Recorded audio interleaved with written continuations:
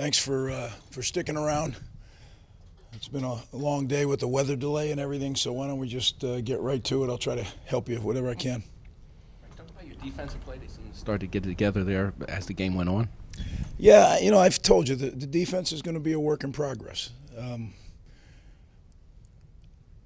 If it wasn't, then everything I believe in is not real. Right? If practice is everything and cumulative repetitions are what make you an elite player, we just haven't had enough practices with these new guys yet. And we have a lot of new guys on the defense. We're going to keep working. We got better. I was really proud of the way, it got to be tenuous there for a minute, and the way they locked in and got some stops. I thought we got some big-time stops when we needed them. We still have eye violations. We still have some things that you sit there and go, why would we do that? And then we made some mistakes as coaches. So we're going to have to just continue to chop away there with the defense. But I was proud of them. They fought, and, it's good, really good.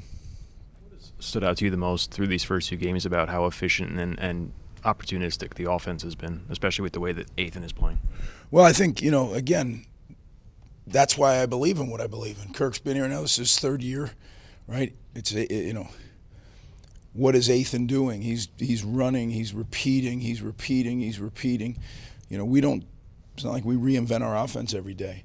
So practice, I just believe so much in cumulative repetitions of doing things correctly. It becomes more and more second nature. And some of those throws and catches today, with Ethan and Ian had I thought a tremendous game. KJ, really. Not only did they have a lot of catches, and I don't really get into the stats much, but they had a lot of DPIs caused, right? Like they were getting tackled. So, they don't go on the stat board, but, those would have been big plays. The reason they got tackled is they had them beat. So I think we're coming around there. I think there's some young guys like Ben Black who we need to keep pushing into the game. DT is already established. He had a couple drops, but he going to be fine.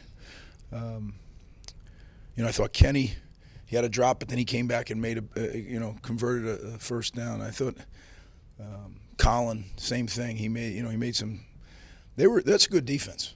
You saw what they did last week. Essentially giving up 10 points to Wisconsin. Wisconsin had a pick six that went out of bounds. It wasn't a pick six. They picked one and went out of bounds at the 2. So it's a really good defense over there, and I was proud of our offense. I think tremendous game plan by Coach Shiraka. Obviously we don't always come out throwing like that, but I think he did what needed to be done to a defense that basically dares you to do that. So I was really proud of our whole coaching staff. It's been hard, right? Defensively, there's a lot of great coaches on that staff, and it drives them crazy that we're not playing to the level. But again, it's what practice is about. So we just keep going, go back to work tomorrow, and we'll continue to get better and better. We just got to keep them healthy. And I'm worried about Dante Chin. That'll hurt if it's long term. Typically, you're not sure about Dante, whether it'll be long term or not at this point. It's too early. I don't know. No. Can you just explain what happened on the last play of the third quarter? Seemed some confusion, some frustration on your part as well. Just what exactly happened? What were your conversations with the officials? Okay, so this is how we're going to handle this. I'm going to handle that with the league office, and that's all I'm going to say about it. Yeah. Coach, you mentioned a little bit about Ian Strong, but just what have you seen from him both as a leader and a player in his development in year 3 now? He's right in the process of developing. He's not there yet, and he'll be the first to tell you.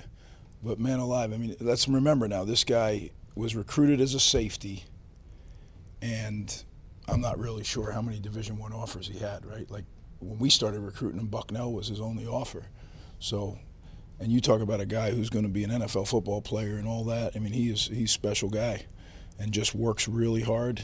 Again, Coach Brock, Coach McNulty, those guys do a tremendous job. And, we took one of the things when we came back, the room it may have been one of the weak spots on the team, and been able to flip it and really get some good players in here, and it's going to continue. We have some good players committed at the position, so just got to keep doing it, right? The receivers can change games when they're dominant, You know, there's a lot of, I've told you guys before, I call it flyover yards. You fly over a whole bunch of stuff that you never have to see when you can complete those balls. Holding penalties, fumble, you know, all kinds of things that you don't want to think about. So, yeah, we got to keep pressing the envelope. And again, Coach Shiraka is doing a tremendous job leading that staff.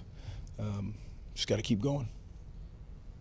After struggling last week against Ohio, the offense went 7-10 on third down this week. Did you see, from your vantage point, any really marked improvement in those money downs? Well, that was something we talked about, right? Like, we converted a lot of fourth downs last week, but it's not like we wanted to be in fourth downs. They happened because we weren't great in third down. So you're exactly right. You know, it was a little bit of a challenge thrown out, and I thought they stepped up. And, you know, when you're 70% on third down, it doesn't get a lot better than that. I guess it could get 30% better, but it's pretty good. Greg, our delay in the start, how did you handle it? Did you prepare for that? Because I know you followed the weather report rather closely. Yeah, we always do. We have home plans, how you handle it at home and how you handle it on the road, because you certainly don't have the same facilities when you're on the road. But I thought our guys, we talked about it, you know, and they were prepared for it. And we had a plan, the strength staff, the nutrition staff, the training staff, the coaching staff, the doctors. Everybody knew what we were going to do if we went. It was a little weird that it happened in the warm-up, right? I've had that, believe it or not, before. So I thought our kids did a great job of relaxing when it was time to relax, and then locking back in when it was time to lock back in. You talked before about Bo being the son of a coach. What did you see on that play, that interception that he had in stepping up?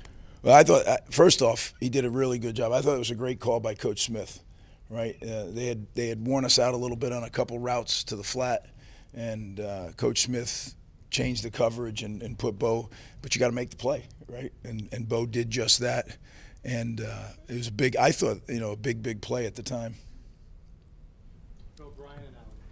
They had a couple long passing plays. Did you see anything particularly on those plays that went wrong? Yeah, one of them is 100% on me, right? And I got to do a better job coaching that. And then some of them are eye discipline issues that we have to get to the bottom of. There's plenty of things to get fixed for everybody. So there's no like none of this. The one thing that I talk to our team, we got to have each other's back. Always have each other's back. It's tough out there, and I know our players do. They have each other's back, and they have our back, and vice versa. So that's what a family does. Final question. Ethan got more involved in the run game, with whether it was scrambles or keepers. Was that something that was a focus going into the game, or was it just kind of how we handled the Miami front? No, it was a little bit of a focus, and you worry about it, right? But they force, you know, they do it. They do something defensively, schematically, that dares you to do it, and you know, and we felt like, you know what, risk reward, we needed to do it. And then like you said, the scrambles he created. So I thought that was big. The other guy that I need to mention that I didn't is Jack Scullion. I mean, that's a weapon, guys. 8 for 8 in touchbacks. You know, so what we did is we ran 8 sprints, and we never had to make a tackle. Right? To me, you want to play football from the 25. I love it, and I was really proud of him. The way that he handled it, because 8 kickoffs is a lot of kickoffs, right? I want to make a shout out to Big E. Eric's walk, his 15th walk, hard to believe, right? And you know, I obviously couldn't see it, but I heard there was like literally over 1,000 people there following him, which just, it confirms to me what's special about Rutgers, right? The Rutgers community takes care of their own, and that to me was special. So.